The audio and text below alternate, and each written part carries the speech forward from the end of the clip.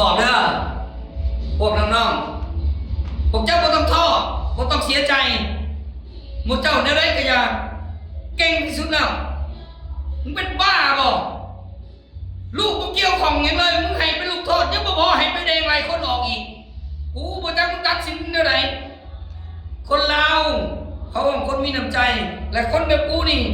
มีน้ำใจนักกีฬาพอแต่เป็นแบบโมเมนต์แบบนี้โมเมนต์ว่าเสียบ่ยอมรับเสียใด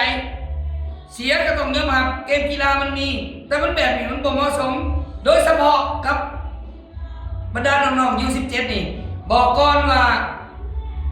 มุน้องอย่าเสียใจมุน้องบ่ต้องท้อใจดอกเจอแบบนี้นั่น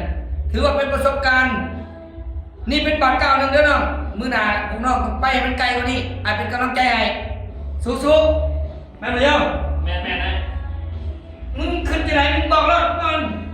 บ่ไหวแบบนี้มันนี่โคตรอารมณ์มึงกินอะไรเบิ่งแล้ว5 นาทีก็ได้ใบแดงมันบ่สมควรนะ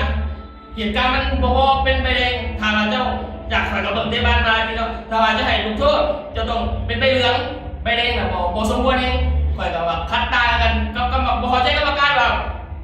ตัดสินจังได๋แล้วกับลูกน่ะมันจังหวะบ้านน่ะเขาอ้อมก่อนนะครับแล้วเข้าใจป่ะมันเขาอ้อมก่อนนะครับแล้วมันบ่อยู่ในเกมเข้าใจแล้วมันก็บ่ได้ลงหุ้นเฮงถึงขนาดว่าจังหวะตัดแล้วก็มาตัด1-1บ่ให้ได้ยิงหรือทำประตูได้เข้ามาไหลไปแดงแล้วกดนี่ให้ก็ฮู้อันนี้มันบ่แม่นบักสู้เฮ็ดแบบนี้หั่นสู้คิดว่าสู้สิทำลายความรู้สึกทำลายมิตรภาพของเขาได้บ่สู้คิดผิดนี่แหละสู้สร้างให้เขาแข็งเก่งกว่าเก่าพวกน้องเก่งแล้วเอาใหม่ข่อยจะเป็นกำลังใจให้เด้อจากมื้อนี้ต่อไปข่อยจะเป็นผู้ติดตามพวกเจ้าเริ่มจากU17ข่อยจะติดตามพวกเจ้าเด้อสู้เด้อพวกน้องทุกคนเด้อจากใจเด้อ